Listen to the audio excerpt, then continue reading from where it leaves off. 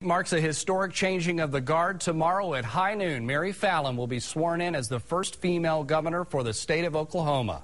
Tonight, she talks with 2 News anchor Wes McCaskey in this latest edition of To the Point. We are with Governor-elect Mary Fallin. Thanks for talking with us today. Well, it's a pleasure to be with you. Monday's a big day coming up. How excited are you? I'm real excited. Ready to go. We've been working very hard since election night. In fact, the very next day after the election, I was meeting with Governor Henry talking about the transitioning process, the transfer of power, how to be governor and all those different things, but we've been working very steadily since then.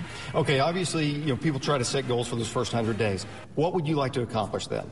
Well, I have a lot of things that we need to accomplish first 100 days, the first legislative session. But, first of all, we have a budget shortfall that we're looking at for next year. So balancing the budget, setting our priorities for spending, making sure that we make government more efficient and effective. Don't raise taxes to fund the necessary governmental services. So the budget's going to be a core issue that I will be dealing with. And then I've talked a lot about how we got to make Oklahoma more business friendly. And I'm real excited to work on economic development issues. In fact, I just had a great meeting with a really good investment prospect for the state of Oklahoma. And I'm going to do everything that I can moving forward to work on keeping our taxes low, improving education, creating a better educated workforce, lowering workers' comp, lawsuit reform costs in the state of Oklahoma, to make Oklahoma the go-to place for jobs and investment. Obviously, one of the biggest constraints is obviously the budget and the money situation. How hard is it going to be to accomplish the things you want to accomplish, being that there's not as much money as there used to be? Well, it is going to be a challenge, but I see it more as an opportunity for us to relook at how we deliver governmental services in the state of Oklahoma, to ask specific questions. Is the mission still relevant? Is it cost efficient? Is it duplicative of any other services in the state? Is there any waste? Are there ways that we can bring in more efficiency through innovation, new technology, new processes? And so to get to that point, I have asked a lot of great Oklahomans throughout the state to be on transition teams with me. I have about 10 of them, focusing on different sectors of government and, frankly, even the economy.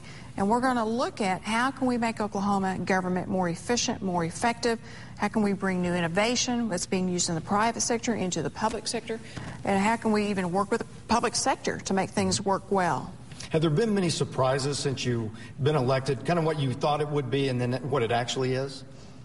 Well, I don't think there's too many surprises in it. I think it's just a lot of great opportunities. Yeah. I will tell you, it's a lot of work, but, I campaigned on nobody work harder for Oklahoma, but nobody. So I'm all right. I'm ready to go with the hard work. I've tried to put into place the very best staff possible to surround myself with quality people that are outside the box thinkers, that are ready to move Oklahoma forward to a better place, a better time. And I've got almost all my cabinet secretaries selected already, which is kind of early in the process, but we worked really hard to find the very best and brightest people and to get those people ready to hit the ground running. Obviously, education is a big issue, and I know that a lot of people in the Tulsa area are concerned about the lack of money and so forth. People just have to be more innovative, I guess, and really kind of stretch those dollars. What are you going to try to do as governor to make education better in Oklahoma? Well, there's nothing more critical than building a quality educated workforce in the state of Oklahoma so we can attract those jobs and, frankly, even retain the jobs and give our children the future that they need and our employers the workforce that they demand. I actually have an education transition committee. I've appointed a new secretary of education that is highly skilled, highly qualified. Superintendent-elect Janet Barisi is a quality superintendent. We're working very closely together, all three of us, to do everything we can to keep Oklahoma moving forward, to improve academic standards, to set goals, to hold people accountable, to make sure, once again, we're spending that money efficiently. If you had to pick 3 goals for the first year, what would they be? What would you go after that you really want to get done? Well, my top goals are, number one, balancing the budget without raising taxes and right-sizing government itself. Secondly, making Oklahoma as business-friendly as possible and building that better business climate. And thirdly, is working on education and the workforce itself. Monday, once you get sworn in, what's the first thing that you do?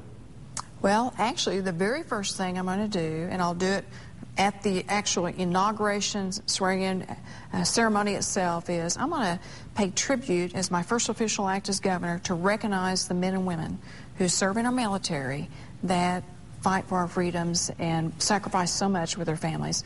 We're going to do that during the inaugural ceremonies. It's going to be a very special tribute.